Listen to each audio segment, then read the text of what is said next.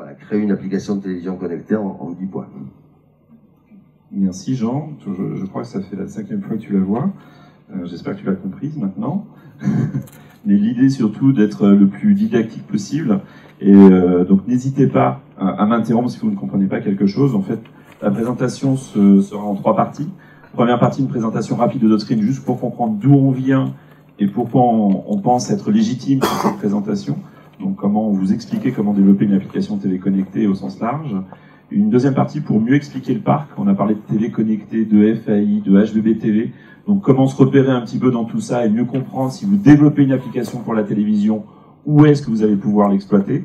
Et une troisième partie qui vous donne quelques règles, je dirais simplement de bon sens, quelques règles à suivre si vous voulez avancer sur ce type d'application. Il y a déjà une question qui a été soulevée tout à l'heure, c'est quel écran va gagner demain. Très sincèrement, nous on ne sait pas. Donc on a fait le choix assez simple au final de travailler sur tous les écrans possibles au sein du foyer. Et essayer de compter simplement le nombre d'écrans potentiellement connectés que vous avez chez vous. La moyenne a augmenté, je crois qu'elle est à 7,9 maintenant par foyer, 7,9 écrans par foyer, entre les téléviseurs, les ordinateurs, les téléphones portables, les tablettes, bientôt les écrans sur votre réfrigérateur, qu'on nous présente depuis maintenant 4-5 ans, et qui vont enfin arriver. Donc tous ces écrans-là, nous on a décidé de créer des expériences utilisateurs, de créer des applications sur chacun de ces écrans-là. Très rapidement, la télévision au sens large, c'est-à-dire qu'avec un décodeur de type Orange Free ou directement sur le téléviseur Samsung, les consoles de jeux, les dernières générations et l'avant-dernière, les tablettes et smartphones, les boîtiers OTT, évidemment vous avez entendu parler de Netflix qui devrait arriver en France cette année, mais il y a déjà des boîtiers OTT qui existent aux États-Unis qui sont extrêmement puissants, des gens comme Roku, comme Boxy racheté par Samsung, donc qui arrivent avec du contenu fort. Il y a quelques boîtiers qui commencent à arriver en France, des gens comme Tévolution, si vous avez entendu parler de ces gens-là. Tévolution, c'est le boîtier qui a été choisi par Numéricable pour son offre ADSL. Donc on développe des applications. La smartwatch est quelque chose qui commence vraiment à arriver. Au CES cette année, il y avait 7 smartwatches qui étaient présentées, en plus de celles de Sony et de celles de Samsung qui ont été lancées l'année dernière. Donc on peut développer des applications même sur ces petits écrans. Et enfin les Google Glass ou équivalent. Très sincèrement, on ne sait pas trop à quoi ça va servir encore et comment ça va s'intégrer au sein du foyer. Mais encore une fois, nous on fait le pari d'y aller, puis de regarder un petit peu quels sont les usages, d'apprendre et puis d'évoluer assez rapidement, de faire évoluer nos applications. Donc quel que soit l'écran sur lequel vous pouvez avoir un contenu, sur lequel vous pouvez avoir de l'interactivité, on essaie de se positionner. Évidemment, ça veut dire aussi qu'on doit maîtriser toutes les technologies associées. Tout à l'heure, Jean commençait à parler de fragmentation, c'est-à-dire que si on développe chez un FAI, chez un Orange, c'est différent de développer chez un Samsung. Oui, mais nous, on a pour habitude de dire à nos clients et à nos partenaires, ne vous préoccupez pas de la technologie, partez du principe que tout est possible, la techno, c'est notre métier. Voilà. On a aujourd'hui chez nous des ingénieurs qui sont capables de développer sur toutes ces applications. Ne pensez pas que c'est quelque chose de compliqué, vous allez voir, c'est quelque chose de facile, et on va vous accompagner pour que ce soit facile. En plus des technologies classiques, de l'Android, de l'iOS, du HTML5, on essaie d'utiliser au maximum des nouvelles technologies, ou en tout cas des technologies qui sont devenues matures, qui sont aujourd'hui sur le marché. Des choses assez bêtes comme le contrôle de sa set-top box, le contrôle de son décodeur à la maison via une application type sur tablette ou smartphone, la gestion des droits d'accès, des DRM ou du contrôle d'accès, tout ce qui est OTT, c'est un mot que vous allez beaucoup entendre, je pense, aujourd'hui, donc c'est over the top, c'est la capacité de diffuser des applications en plus du décodeur classique fourni par votre FAI, le fingerprinting, watermarking, donc ce sont des possibilités de synchroniser différents écrans entre eux alors qu'ils ne sont pas physiquement connectés, et puis d'autres technologies comme des Miracast, des Chromecast, des choses qui globalement permettent l'interconnexion des différents écrans à la maison. Alors, nous, on a un petit avantage par rapport à d'autres sociétés sur le marché, c'est que évidemment on produit des applications pour nos partenaires, pour nos clients, mais on est aussi nous-mêmes éditeurs d'applications sur ces différents écrans. C'est-à-dire que on n'est pas simplement une SS2I, on va vous développer quelque chose puis ensuite débrouillez-vous avec. En fait, les problèmes que vous allez avoir ou sur votre application, les solutions dont vous allez avoir besoin sur votre application pour la faire évoluer, en fait, on a eu les mêmes soucis avant. J'irai même plus loin que ça, nous ça fait 15 ans qu'on fait de la télévision interactive. Donc les erreurs, on les a fait comme tout le monde, mais on les a fait il y a 15 ans et on essaie de ne pas les reproduire aujourd'hui et justement d'utiliser cette expérience pour avancer plus rapidement sur l'ensemble de ces écrans. Ça, ce sont simplement quelques applications que nous éditons aujourd'hui sur différents écrans. Vous avez l'application Météo News TV qui a été choisie par 25 pays dans le monde, donc elle est disponible dans je crois, 22 langues, et notamment choisie par Philips et Panasonic comme l'application météo de référence dans le monde entier sur leurs différents devices. Vous avez un portail qui s'appelle Mon Quotidien sur LG, qui est un portail de widget, donc un portail un petit peu comme un dashboard, un tableau de bord où on peut à volonté poser telle ou telle information, et le matin, lorsqu'on se réveille, on allume et on a automatiquement l'infotrafic local, la météo locale, la news locale, la radio locale qui s'affiche sur le même écran. L'infotrafic, donc avec la société Infotrafic en France, on est coéditeur. On a aussi l'application Horoscope avec Christine Haas et RTL, donc on est coéditeur de cette application-là. Et enfin, Téléstar, qui est un petit peu notre flagship, qui est une application qui est disponible sur quasiment tous les écrans aujourd'hui, qu'on a lancé en début 2013, et sur laquelle on est à plus de 600 000 téléchargements aujourd'hui, qui fonctionne très très très bien. Les guides télé, c'est un moteur aujourd'hui sur l'interactivité. Si vous regardez le top 10 des applications les plus utilisées, que ce soit sur tablette ou smartphone, vous avez 3 guides télé à l'intérieur. Donc c'est un vivier de technologie, et c'est ce qu'on a essayé de faire avec Téléstar. Et d'ailleurs, on est en train de déployer cette application-là dans 4 pays en Europe sur ce prochain trimestre. Donc cette légitimité éditeur-développeur nous a permis de travailler avec énormément d'acteurs sur le marché. Des gens d'abord des chaînes, puisqu'évidemment les médias, les chaînes sont toujours les premières à arriver sur ce type de nouveaux écrans, que ce soit des chaînes en France ou à l'étranger. On travaille beaucoup évidemment avec France Télévisions qui pour moi est la chaîne qui bouge le plus aujourd'hui d'un point de vue interactivité, quel que soit l'écran. Avec les opérateurs directement, donc on remonte un petit peu dans la chaîne de valeur. Avec les fournisseurs de contenu, ce qui est intéressant, c'est que les nouveaux écrans permettent à des éditeurs de contenu de devenir diffuseurs eux-mêmes. C'est-à-dire que cette chaîne de valeur que vous pouviez avoir entre un producteur, la chaîne de diffusion, la chaîne de télé, et ensuite le diffuseur, peut être complètement court-circuité, et tout éditeur qui a, tout producteur qui a un vrai fort contenu, et qui en a évidemment les droits d'exploitation sur plusieurs pays, est capable très facilement, avec un coût d'entrée très faible, de diffuser son contenu et de le manager, pourquoi pas sur la terre entière. Et c'est ce qu'on va essayer de démontrer aujourd'hui. Il y aura plusieurs exemples qui seront présentés aujourd'hui, donc je pense, Jean, tu parleras tout à l'heure. La technologie, encore une fois, la technologie, il faut la maîtriser, et c'est notre métier de vous aider à la maîtriser pour vous donner le maximum d'outils. Les OEM, donc les constructeurs, et enfin, on a mis du Prince, mais c'est un peu plus large, ce sont des gens qui ont du contenu fort, qui ont de plus en plus de vidéos, et qui veulent l'exploiter sur un maximum de devices, donc avec le groupe Lagardère, avec Doctissimo, Grazia, Parent, avec Express, Elle, Closer, etc. etc. Quelques réalisations en 2013, juste pour vous montrer vraiment qu'on est capable de développer sur toutes les plateformes, les décodeurs, les consoles de jeux, les TV connectées au sens large, et les tablettes et smartphones. En 2 ans d'existence, on a fait à peu près 250 applications déployées dans le monde entier. Alors, je veux développer une application télé connectée au sens large. Jean parlait tout à l'heure de fragmentation technologique. Le HTML5 permet d'avoir le plus grand parc éligible possible. Alors, c'est HTML5 ou presque, tout simplement parce que chaque constructeur a quand même sa façon d'interpréter le HTML5 dans un téléviseur ou dans un boîtier, donc il faut faire un petit peu attention à la façon dont c'est fait. Mais en tout cas, si vous travaillez sur une base HTML5 un peu intelligente, vous allez pouvoir travailler sur toutes ces plateformes différentes. Le HbbTV, c'est plutôt pour les chaînes, puisque c'est réservé à la diffusion TNT ou à la diffusion satellite aujourd'hui. Les Smart TV, donc les TV connectés. L'IPTV, chez les FAI, je vais approfondir un petit peu. Les boîtiers OTT dont on parlait tout à l'heure, et les consoles de jeux. Le premier constructeur, donc ce sont les Smart TV. Le premier constructeur qui est numéro 1 évidemment en vente sur le marché, c'est Samsung. Là, vous avez le portail de Samsung. Alors, je suis désolé, c'est un portail avec du contenu anglais. Mais c'est le portail de Samsung. Vous allumez votre téléviseur. Dans plusieurs pays, vous arrivez directement sur cet écran-là. Pas en France, ils n'ont pas complètement activé. L'écran n'est pas le premier écran affiché. Mais vous avez, dans le carré en haut à gauche, la dernière chaîne que vous regardiez. Et vous avez des recommandations tout autour. C'est-à-dire qu'il y a un moteur de recommandation à l'intérieur du téléviseur Samsung qui vous permet de mettre en avant du contenu, si évidemment vous avez alimenté correctement le moteur de Samsung. On est sur une interactivité assez basique, comme vous le voyez, on n'est pas sur des interfaces qui bougent dans tous les sens avec de la 3D, etc. On est sur quelque chose de simple, Imaginez, vous êtes assis dans votre canapé, à 2 mètres, 3 mètres de votre téléviseur, avec simplement une télécommande, avec les flèches au bas gauche-droite dans la main, et vous devez naviguer sur un contenu.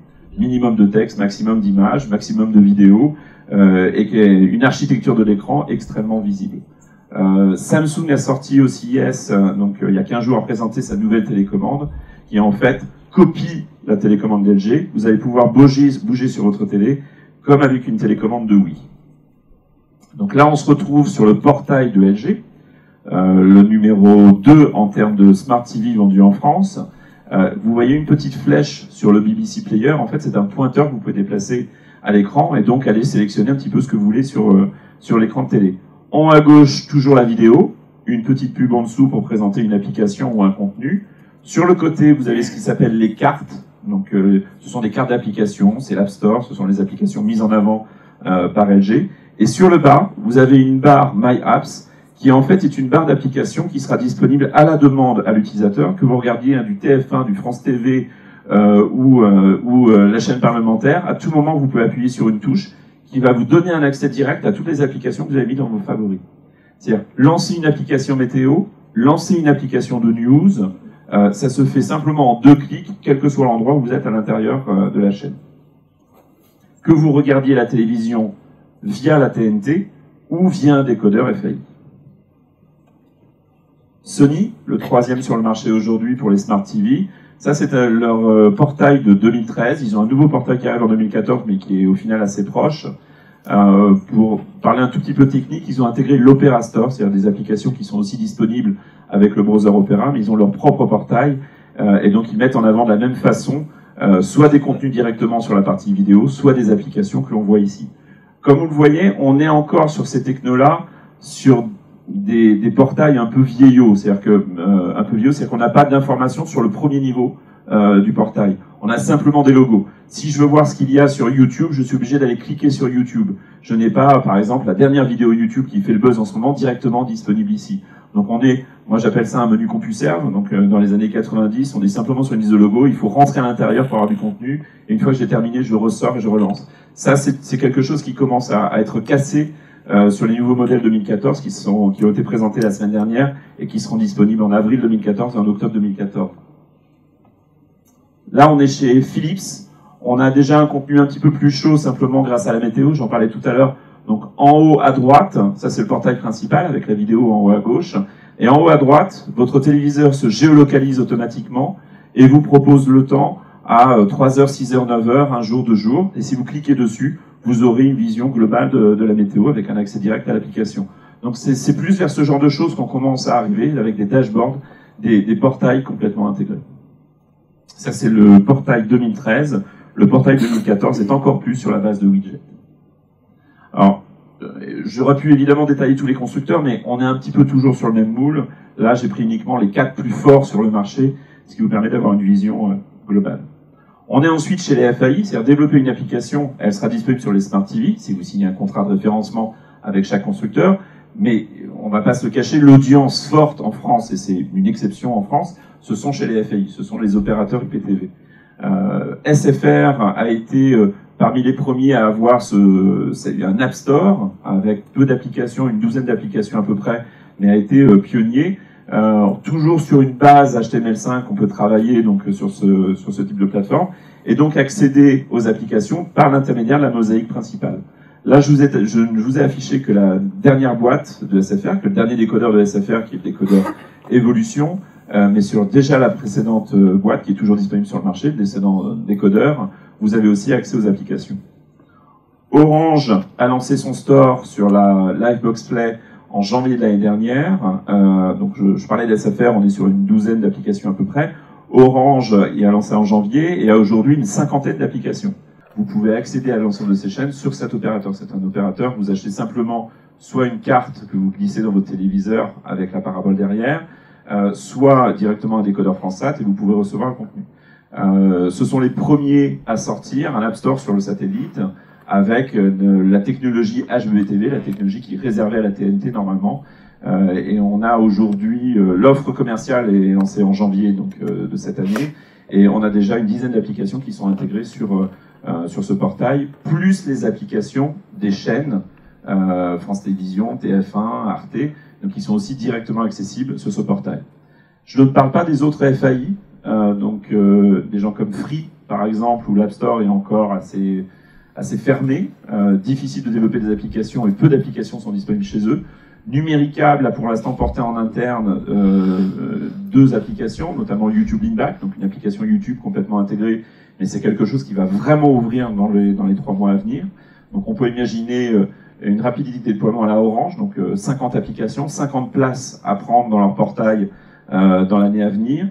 Bouygues Telecom qui travaille aussi dessus depuis plusieurs mois sur la box Sensation. Et enfin CanalSat sur la partie satellite qui a quelques applications, mais plus les applications éditeurs, donc il n'est pas encore complètement ouvert sur les App Store, même si la technologie le permettrait.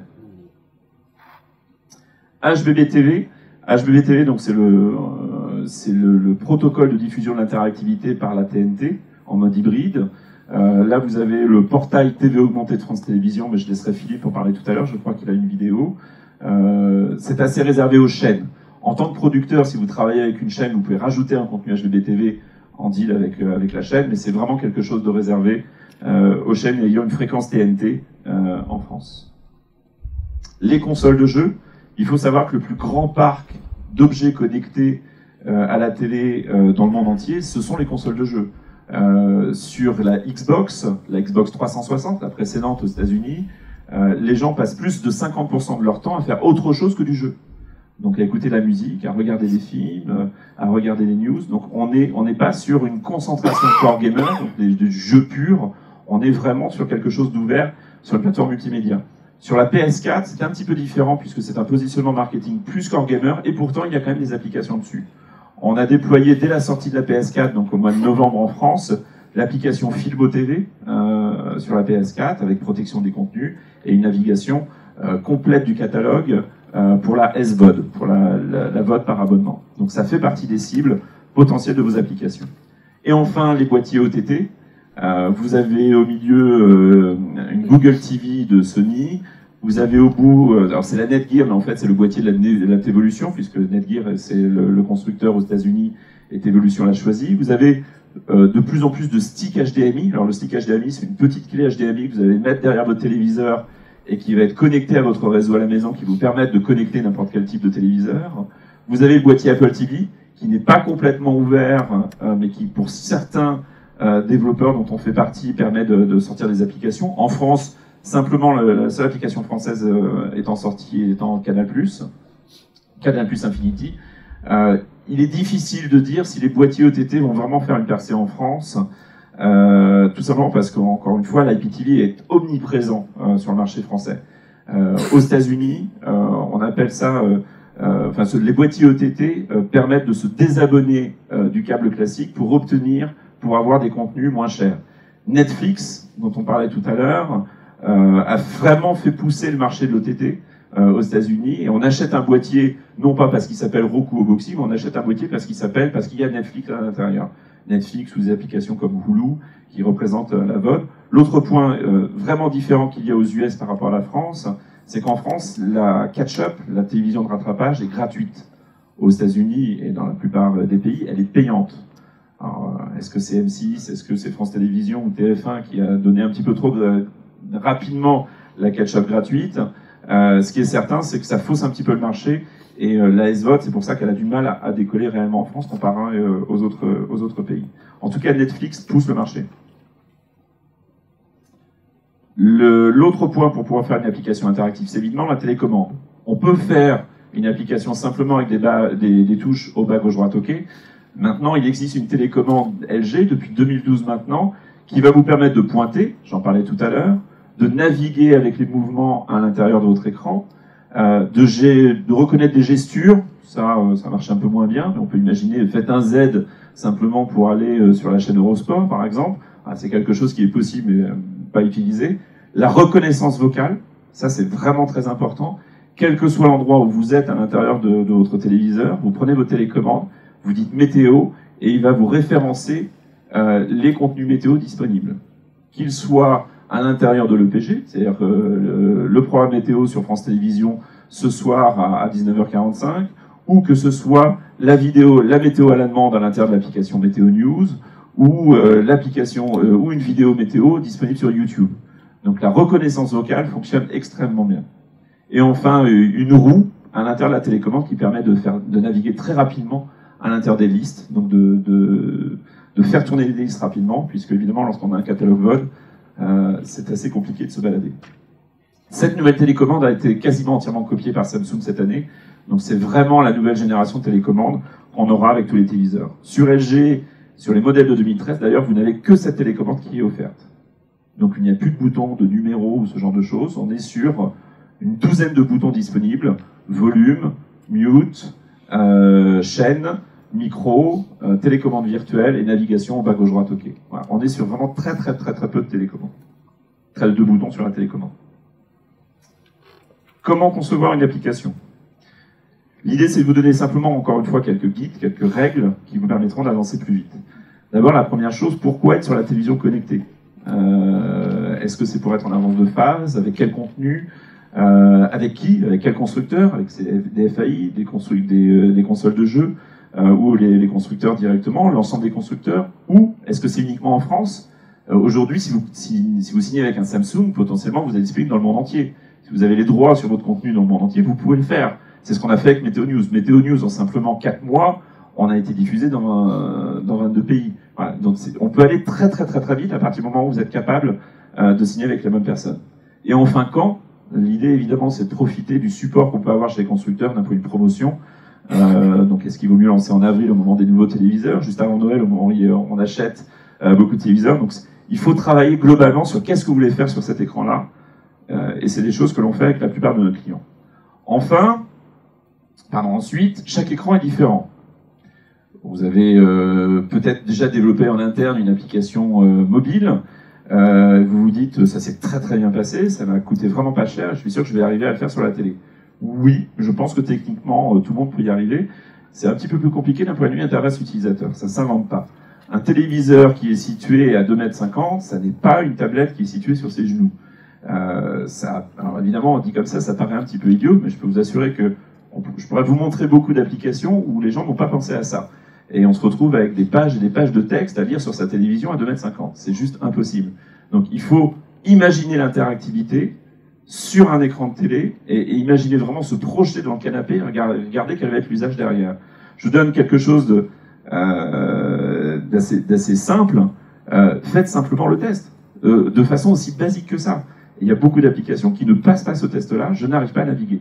Nous, la plus grosse difficulté qu'on a avec nos clients aujourd'hui, c'est vous avez trop de contenu. Il faut en enlever pour la télévision. Ce n'est pas parce que l'écran est gigantesque que vous devez mettre tous vos contenus à l'écran. L'une des applications les plus compliquées qu'on a eu à faire, non pas d'un point de vue technique, mais d'un point de vue stratégique, c'est 20 minutes, où il a fallu leur dire, vous avez énormément de contenu, c'est super, mais il faut en enlever. On ne peut pas tout mettre sur la télé.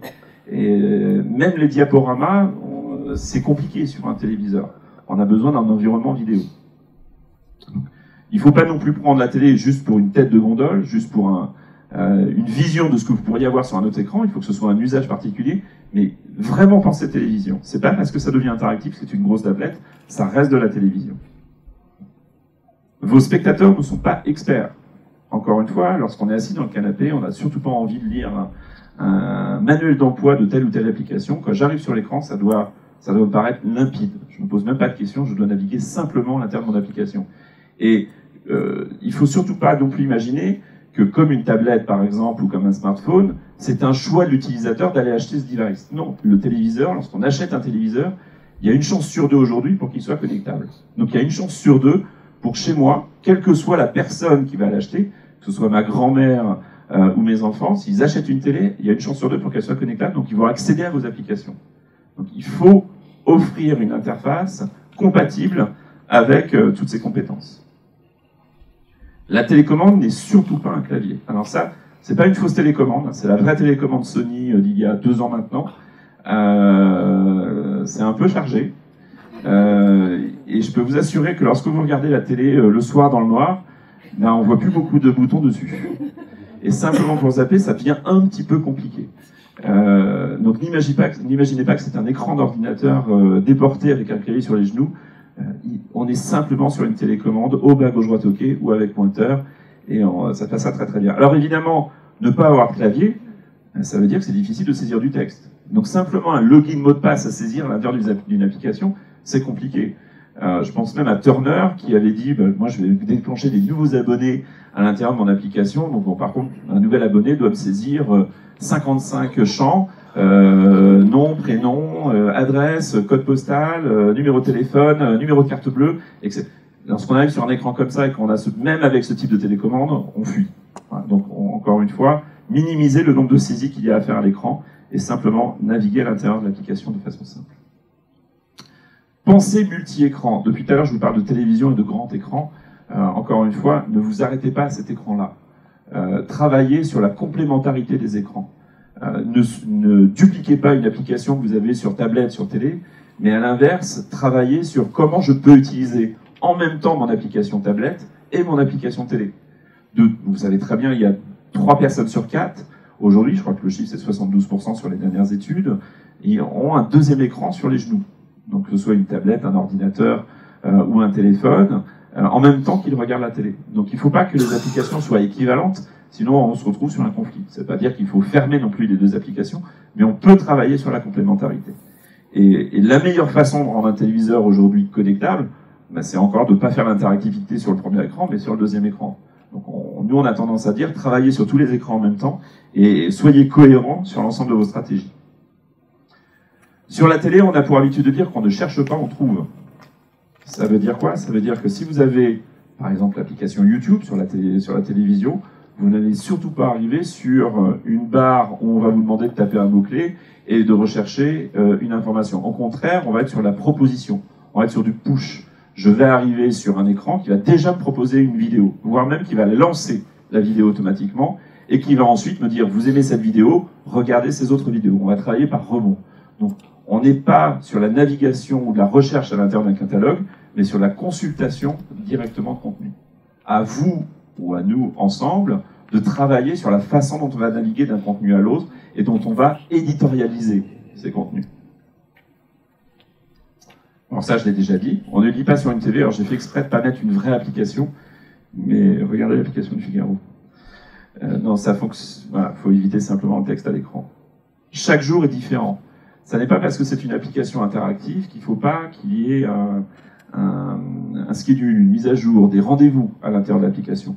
Il me semble important, c'est un effort de lancer une application sur un téléviseur aujourd'hui. Il faut lancer l'App Store, il faut peut-être télécharger l'application, exécuter l'application, et puis tous les jours, il faut y retourner, sélectionner l'icône et appuyer sur OK. C'est long. Ça veut dire quoi? Ça veut dire que l'utilisateur doit derrière en avoir pour son argent, ou en tout cas pour ses efforts. Et si, dès le premier coup d'œil, je ne suis pas accroché, je ne comprends pas la promesse, je ne comprends pas l'application, je n'y reviens pas. Et si je comprends, un exemple assez idiot au final, dès le premier écran de l'application, je vais voir la vidéo du jour. Et simplement ce texte, la vidéo du jour, me dit que si je reviens le lendemain, j'aurai une autre vidéo. Donc j'aurai un contenu qui va être rafraîchi. Alors, il est important de déclarer une promesse dès le premier écran et de se tenir à cette promesse dans la suite de la vie de l'application. Ne sous-estimez pas le confort du canapé. Encore une fois, vous rentrez du boulot le soir, vous affalez dans votre canapé, vous vous battez pour la télécommande. À partir du moment où vous commencez potentiellement l'interactivité, vous êtes déjà très fatigué. Donc, soyez simple dans vos programmes. Soyez extrêmement simple et encore, poussez du contenu. Ne proposez pas un catalogue, poussez du contenu. La télé n'est pas un monstre de puissance. Alors, vous allez acheter une télé, soyons fous, 60 pouces pour chez vous. Vous allez la payer très cher, 1500, 2000, 2500 €. Puis lorsque vous allez lancer la première application, vous allez voir, ça bouge pas très vite par rapport à ma Xbox, ou par rapport à mon téléphone, ou par rapport à mon ordinateur. Lorsque vous développez une application, pensez bien que l'interactivité, ça n'est pas le cœur de la télévision. Ça veut dire qu'ils n'ont pas mis beaucoup d'argent, les constructeurs à l'intérieur, donc vous ne pouvez pas avoir les mêmes animations que ce que vous avez sur les autres écrans. Donc il faut cacher cet aspect un petit peu faible du téléviseur en travaillant sur des interfaces propres, claires, avec une navigation simple. On est vraiment sur des plateformes très très faibles d'un point de vue puissance par rapport aux autres devices que vous connaissez. Mutualisez vos investissements. Je parlais tout à l'heure des gens qui ont peut-être déjà une application iPad ou une application mobile. Vous avez certainement travaillé avec un back-office, avec un CMS qui vous permet d'alimenter ces applications.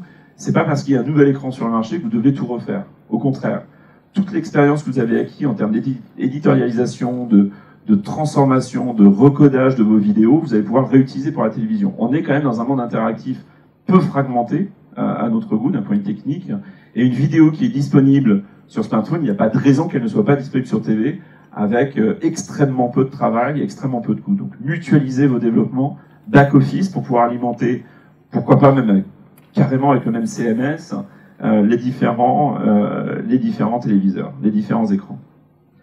Attention à la fragmentation technologique, bon, on en parle quand même un petit peu, c'est-à-dire qu'effectivement à Samsung et à LG c'est différent. Même si on est sur une base HTML5, il y a des petites intégrations à faire, mais on est de l'ordre à peu près de 10% entre ces deux constructeurs par exemple. Ce qui est plus embêtant, ce sont les tests constructeurs. Vous achetez un téléviseur chez Darty, vous le ramenez chez vous, vous lancez l'application TF1 VOD, et l'application TF1 VOD elle ne fonctionne pas. Vous avez acheté un téléviseur Samsung, vous vous étonnez, vous faites quoi? Ben, le téléviseur, vous le ramenez chez Darty. Et ça, c'est exactement ce que veut éviter un Samsung. Ça veut dire que toutes les applications qui sont sur un téléviseur, comme Samsung, vont être entièrement testées, validées par les constructeurs, contrairement à Apple, où vous envoyez une application, une semaine après, ils vous disent qu'ils l'ont testée, mais c'est pas le cas.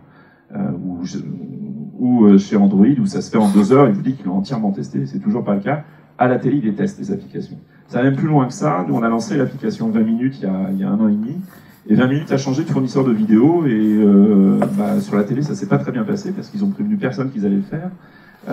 Et c'est le Japon qui les a appelés simplement pour leur dire « Oula, vos vidéos ne fonctionnent plus ». Et pourtant, c'est une application qui était en exploitation depuis plusieurs mois déjà. Donc ça veut dire qu'il y a toujours un suivi des applications par les constructeurs. Il faut dealer avec eux. Hein, simplement, il faut que l'application soit propre, respecte les guides fournis par les constructeurs et puisse être déployée rapidement. Un QA, le pire des QA aujourd'hui, c'est 1 mois et demi à peu près. C'est-à-dire une phase de test par un constructeur, c'est à peu près 1 mois et demi pour un constructeur. Sur une console de jeu comme la Xbox, par exemple, ça peut monter à 2 mois et demi, 3 mois. Et on est vraiment sur du test, hein. On n'est pas sur la correction de bugs, ce genre de choses, on est vraiment sur du test. Faites-vous connaître. C'était une des grosses faiblesses en 2012-2013 des téléviseurs connectés. C'est que lorsqu'on est dans l'App Store, on est quasiment invisible. Voilà. Il faut être référencé, il faut que les constructeurs vous poussent à l'intérieur de leur zone de communication. La pub, vous pouvez faire du cross-référencement avec des applications aussi. C'est-à-dire qu'une application qui marche bien, je pense à un Deezer, à un Com.fm ou à un Météo News, faites-vous référencer chez eux pour avoir du rebond vers votre application. Il n'y a pas de moteur de recherche sur 2012-2013, donc c'est compliqué, si on ne connaît pas parfaitement l'application, d'aller la télécharger. Donc en la découvrir, c'est vraiment difficile. Par contre, maintenant, avec la reconnaissance vocale, c'est déjà un petit peu plus facile. Mais on ne peut pas simplement être disponible dans l'App Store et ensuite, je suis sûr que ça va marcher tout seul. Non, il faut continuer à travailler au corps les constructeurs et travailler sur le référencement de votre application. Travailler aujourd'hui sur la télé connectée, c'est aussi préparer demain. L'audience, elle existe, mais elle n'est pas gigantesque. Jean nous a parlé tout à l'heure du nombre du parc existant sur les télé connectées. Il y a plein de choses à faire autour de cet univers-là. Pas uniquement sur la télévision, encore une fois, sur tous les écrans. La désintermédiation, j'en parlais tout à l'heure, vous êtes propriétaire de votre contenu en tant que producteur, vous pouvez le vendre à une chaîne, mais vous pouvez aussi, et pourquoi pas en parallèle, l'éditer vous-même sur les différents écrans. Donc regardez ce que vous pouvez faire. L'Enhanced TV ou la TV augmentée, donc c'est l'interactivité par-dessus la vidéo classique, la publicité interactive, que ce soit directement sur le premier écran ou en écran déporté en synchronisation, la gamification, alors c'est pas du jeu, la gamification, c'est la capacité à intéresser son audience et à les faire revenir. Donc c'est plus la notion de badge, la notion, un petit peu comme ce qu'il y avait sur le Mintel dans les années 90. C'est-à-dire qu'on essaye vraiment de créer de l'UGC sur des contenus, sur des réseaux fermés. Le multiscreen, le tir écran, être plus trans que cross-média, mais ça peut être un long débat ensemble. Alors, je vous ai parlé pratique, techno, règles. Maintenant, combien ça coûte tout ça? On est bien dans le concret. Donc, sur une application standard, on est capable, entre la première idée, la première fois où on se réunit autour d'une table, et la diffusion de l'application, et la livraison de l'application à un constructeur, de faire ça en 8 semaines, tout compris. Intégration de notre CMS, etc. Le QA des constructeurs, on est de 1 à 6 semaines, j'en parlais tout à l'heure. Le coût tout compris de la première plateforme TV, c'est-à-dire que lorsque vous avez lancé votre premier constructeur, par exemple Samsung, vous êtes à environ à peu près 20 000 euros. Alors, évidemment, c'est entre 15 et 25 000 euros en fonction du type d'application que vous voulez faire. Et si vous voulez être disponible sur l'ensemble du parc de télévision, donc tous les constructeurs, j'ai cité tout à l'heure, je ne parle pas des FAI, mais des parcs constructeurs TV, on est à peu près sur 40 000 euros. Quand je parle de parc TV, encore une fois, je ne me limite pas à la France. Si vous signez avec un Samsung, vous pouvez signer France, Europe ou monde. Donc potentiellement pour 40 000 euros, sur votre contenu, vous avez une diffusion mondiale. Et puis, ça c'était en fait le slide que je présentais il y a 1 an à peu près. Et maintenant, c'est un slide un tout petit peu différent, puisque quasiment tous les appels d'offres que l'on reçoit aujourd'hui, c'est « je veux être partout ». De façon aussi simple, je veux être sur tous les écrans connectés possibles. Donc je vous ai mis un petit peu un cas d'école. Je veux être sur mobile, iOS, Android, Windows 8 et Tizen. Je veux être sur tablette, iOS, Android et Windows 8. Je veux être sur les 2 consoles de jeu, Xbox et PlayStation. Je veux être sur la TV connectée, donc les Smart TV dont on parle depuis le début, environ les 7 constructeurs majeurs. Pour la partie France, je vais être sur 4 opérateurs majeurs, donc toujours sur une base HTML5 ou proche. On a un coût global entre 250 et 300 000 euros. Alors, ça peut paraître beaucoup, mais regardez le réseau de diffusion que vous pouvez avoir derrière. Quelques questions? Oui, merci pour cette présentation, c'est passionnant, hein, vraiment bravo. Petite question par rapport aux constructeurs qu'on appelait avant les produits bruns. Ça a disparu, ça d'ailleurs. Non, je s'appelle encore les produits On dit encore produits bruns. Parce qu'il y a toujours la bataille entre la machine à laver et la télé, donc on les appelle toujours les produits bruns. Non, mais les mecs font les télés, quoi. Ouais. Ils sont aujourd'hui assemblés dans une espèce de consortium qui s'appelle Smart TV Alliance. Alors ma question, c'est, parce que vous avez montré tout à l'heure un certain nombre de différences dans leurs ergonomies respectives. Il y en a certains qui ont choisi plutôt du CompuServe, ça m'a fait rire le CompuServe, c'est générationnel ça. D'autres qui sont sur des choses plus avec des défilements en mode. Est-ce que les standards de la Smart TV Alliance sont communs à tous ces gens-là et en fait ils permettent de faire aussi bien du CompuServe que des choses beaucoup plus modernes, ou est-ce que c'est un standard très très minimal qui finalement n'a pas grand intérêt et chacun redéveloppe aussi tellement de couches que finalement bon, c'est comme s'ils n'avaient rien fait? Alors, la Smart TV Alliance, déjà, ça ne concerne pas tous les constructeurs. Alors, pas tous ceux-là. Typiquement, Samsung et Sony ne sont pas dans la Smart TV Alliance. La Smart TV Alliance, globalement, c'est tout le monde contre Samsung. Et donc, c'est LG, Philips, Toshiba, Panasonic. Ce sont ces gens-là qui ont créé pour aller pousser un petit peu Samsung et avoir un petit peu de poids face à eux. La Smart TV Alliance, aujourd'hui, c'est un QA unifié, c'est-à-dire la phase de qualité, la phase d'assurance qualité unifiée. C'est un SDK unique. Et encore une fois, là, on parle de théorie. Effectivement, il y a un SDK unique, mais au final, derrière, dans notre code, il faut quand même faire attention si c'est du Philips, si c'est du Sharp. Donc, c'est cette première partie. Ils ont annoncé il y a 15 jours avoir un site web unique pour tout ce qui est déposer les applications pour la validation et potentiellement un endroit pour signer un deal de référencement de l'application sur l'ensemble des constructeurs. Mais dans l'App Store. Derrière ça, il va falloir les négocier avec chacun d'entre eux pour être visible correctement.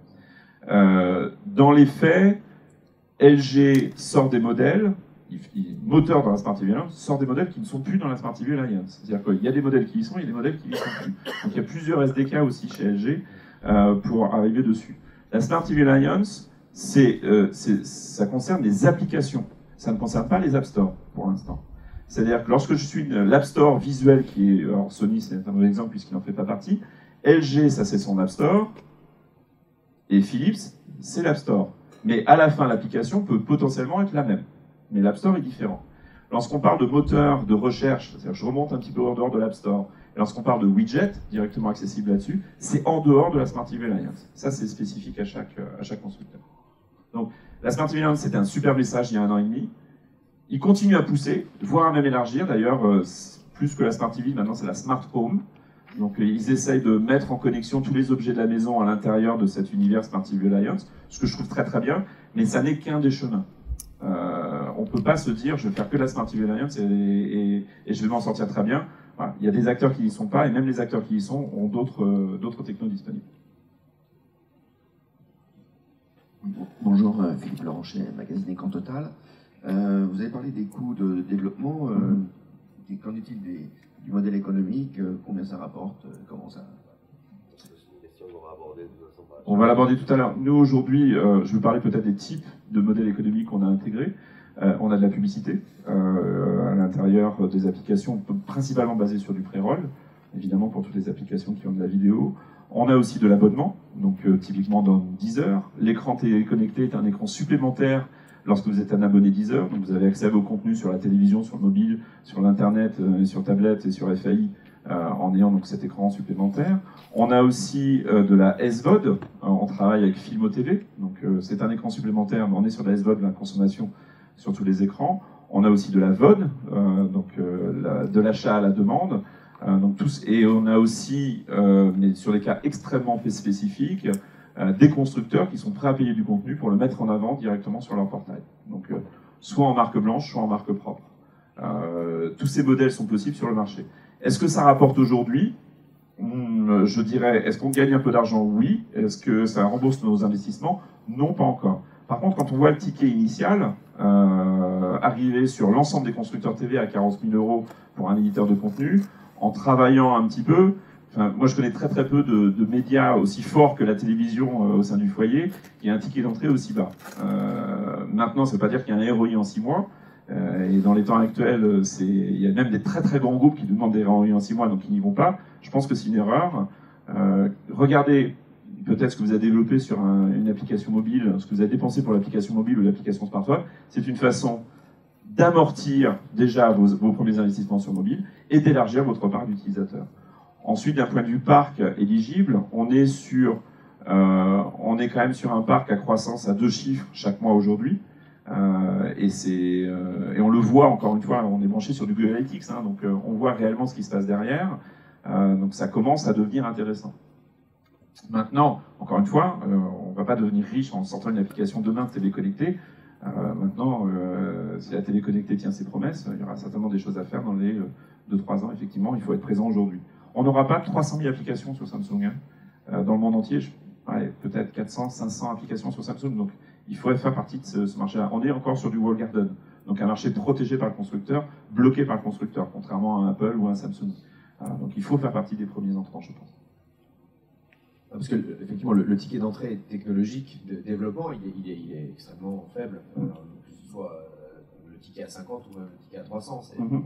Mais derrière, ce qui n'est pas dit, c'est le coût qui n'est pas du coup de développement logiciel, mais le coût pour arriver à faire partie des 300 qui sont sélectionnés partout, celui-là, il est pas chiffrable aujourd'hui. C'est-à-dire que là, il y a un boulot de... Mais vous avez aujourd'hui, alors effectivement, je ne parle pas d'une personne qui démarre de zéro et qui n'a aucun contenu. Il y a des personnes qui ont déjà un contenu. Je prends le cas de YouHumour, que vous connaissez peut-être, Philippe Vaillant Productions. Nous, on l'a rencontré, il avait des armoires métalliques avec des cassettes à l'intérieur et du contenu qui était inexploité. L'idée, c'était justement de numériser tout ça et de trouver des nouveaux moyens de diffuser ce type d'application, ce type de contenu, pardon, et de le valoriser. On a créé l'application YouHumour TV, qui est aujourd'hui chez Orange, qui est sur différents constructeurs, et qui est en fait un flux linéaire de sketch. Donc voilà, la valeur n'est pas l'application au final, surtout vu le ticket d'entrée qu'il y a à l'intérieur. La valeur reste le contenu. Et nous, c'est simplement mise en avant du contenu. Évidemment, moi, je ne valorise pas mon contenu. D'ailleurs, peut-être même pour aller plus loin, je n'ai pas présenté les coûts d'hébergement, les coûts de maintenance de ces applications-là. Sur les coûts d'hébergement, ça n'est qu'un site web. C'est-à-dire que si vous avez déjà votre contenu disponible sur un site web, ce ne sont que des écrans supplémentaires qui vont accéder à votre site web derrière. Donc on est sur du plus d'utilisateurs sans avoir du plus en technologie à mettre en back-office.